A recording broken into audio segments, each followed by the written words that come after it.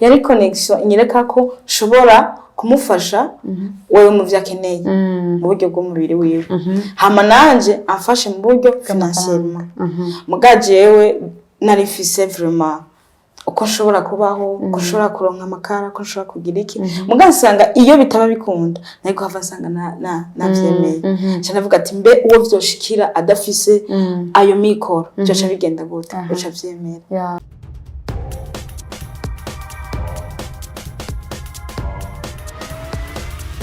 This is Fresh TV. We shine to progress. Hello, bakunzi wa Fresh TV desa 57 ndonge koramutsa ndababwira mwibe canke mwaramutse bivanye n'uburere muherereyemwo nkanonge kwipfuza ubugira kandi umwaka mushasha ukomeze kubera umwaka mwiza ivyo mutabonye umwaka uheze kumbura uyu mwaka mushaka kubironka.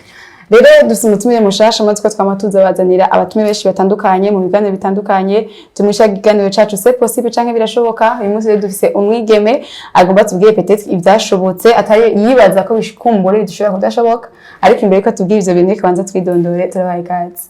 Murakoze. Ego Nitwa Rose Nyankunzi. turabaramukije Rose. Ego abandi banzi kuri Esther. Ego kweli Esther witwa Rose. Izina c'est un nom prophétique. Okay. Aha rero abantu turi hariya muca mu byumba kumva turamubaza ibindi bibazo nyuma ya kamera. Ese turabika zingana cyacu rero c'est possible canke birashoboka umuntu wose muzima ashobora kuba afite ikintu peut-être yimvira kumengo nticoshoboka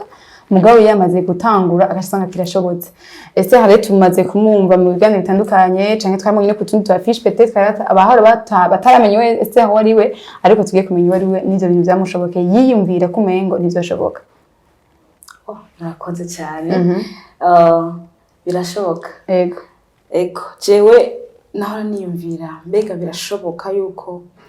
umwana w'umukobwa umwana w'umwigeme ashobora kubaho ubuzima aguwe neza ari epani apana kubera ko yagiye ku mamashi apana kubera ko yagiye kugira iki hanyuma nkibaza ivyo bibazo mugasanga birashoboka. birimo igifungo bisibanuriye sintahuwe na jewe ndi hano bisobanura en fait nariyumvira kandi nkaraba canke nkumva mu kibano cacu ngaha mu Burundi surtout nko ku munyeshuri w'umukobwa wasanga umenga kugira abeho ategezwa kwitanga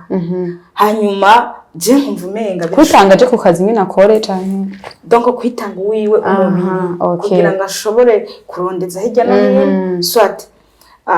aje mu ngeso mbi mu busambanyi kugira ngo nawe ashobore kuronka ikintu kanaka. Ego aha mucu bisanga gute siko usanga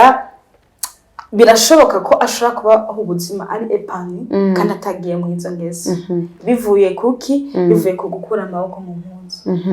Bisigura Esther rero cangaje abakobwa bose ati burya nututse gutanga je mu biri ndafise akazi ndaje akazi hama ushobora kuba widependent wonye n'amafaranga wakoreye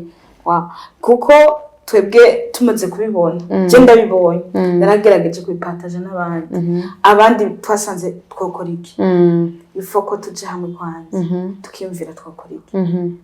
ikintu ca mbere ni ugukora nyene guhaguruka mbega muhaguruka niki dusanga turashobora guhagurukana ubumenyi donc inguvu naho atamahera twadufise ugasanga urashoboye kwitunga atari kubera kapitale nini.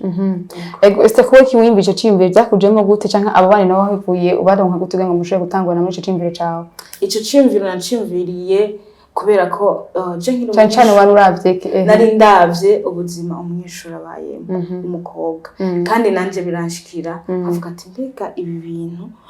ukabura ibintu ukagira iki hanyuma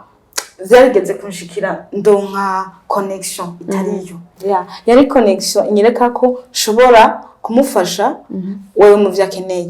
mu buryo bw'umubiri wiwe hama nanje amfashe mu buryo financièrement mugaje yewe narifise vraiment uko shobora kubaho uko shobora kuronka amakara uko shobora kugira iki mugasanga iyo bitaba bikunda nariko hava nsanga navyemeye cyane avuga ati mbe uwo vyoshikira adafise ayo mikoro byoca bigenda gute byoca vyemera cyasanga ahubwo mbere biranahari kuko naragerageje kugira acte enquête ndaja ku ma université yose yo ngahe Bujumbura tuyaga n'abakobwa cyane afise indaro kumbure Burundi n'ama privé bajya bataha bajya baramanutse baje kuba mu mafamiye hari ababaho bari mu mafamiye yandi babaye ugasanga bashobora gufatwa nk'ibikoresho canke bajya bapanze ugasanga arapanze burije ntabone ishaza gufungura hanyuma turapartage ama idée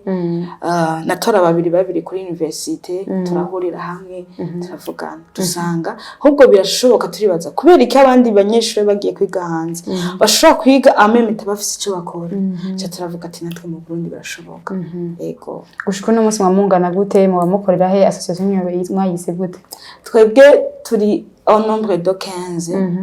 à chaque université hariho université iri représente n'umuntu hanyuma twaciye tugira association yitwa SLA Student Young Ladies Association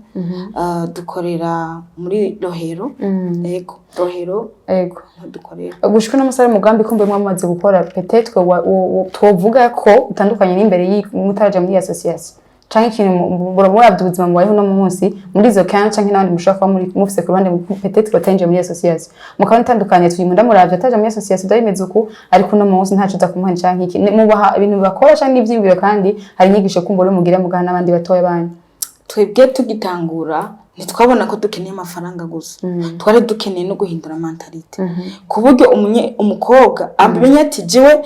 namba ndiko ndiga bega mpejeje ishuri kerera la suite benshi babona ko nja muri mariage meme hariho igihe haba mu force kamenga ntagiye mu rugo bica vyana rero twebwe twatanguye d'abord guhindura mu mutwe twabigenjeje gute twara beneficie de formation zitandukanye hama tukaronka abantu batwigisha bakatubwira umukobwa ama valeur yiwe mbere ingene ashobora kwiyumvira kuri kazoza kiwe poro mama rero ivyerekeye no n'ingene ivyo dukora turamaze gutangura utuntu duto nyene atari binini mugabo ariko turiko tuja kure ego tuko tugenda naho imbere yuko dusoza ikiganiro cacu ese nkundi mukobwa bataza muri association no munsi ikintu yo mubwira umukobwa we wese ahari ukwari amunyeshuri abumushomeri canke rahejeje kumva atanakazi afise ese yamubwira gute je numubwira yuko ari cari mu cyagaciro yuko we yiyinjiyemo akisuzo hari ibintu bitekeye muri we yicare yiyumvira hamarabe kubishira ku mugaragaro ivyo navyo bishoboka mu kuba hamwe n'abandi canke mu kuba connected no hanze hatandukanye wewe wenyene ntiwikwije kumbura no munsi ushaka kwimvira ko noja muri association yanyu bizogenda gute mbega nikinzo nje kuganya muri association yanyu bitandukanye uko nari mbayeho jewe Jessica Jenyine kwinjira muri association yacu biroroshe urandika ikede ego kajandikira madame la directrice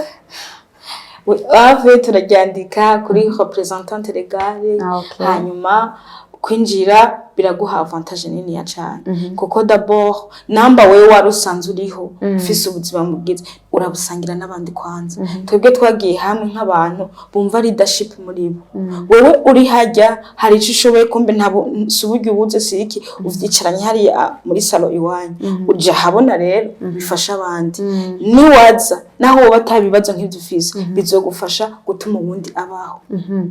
akazo kanyuma Esther d'ici 3 ans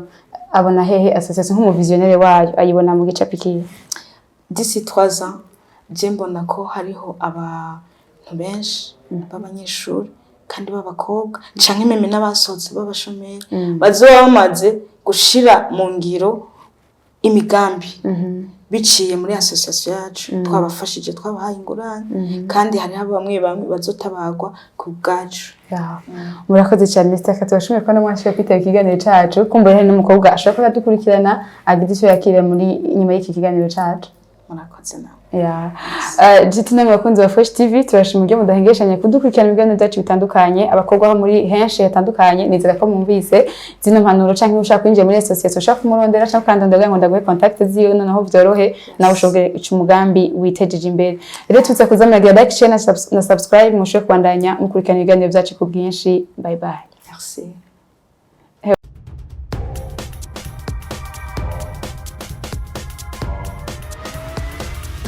This is Flesh TV. We shine to progress.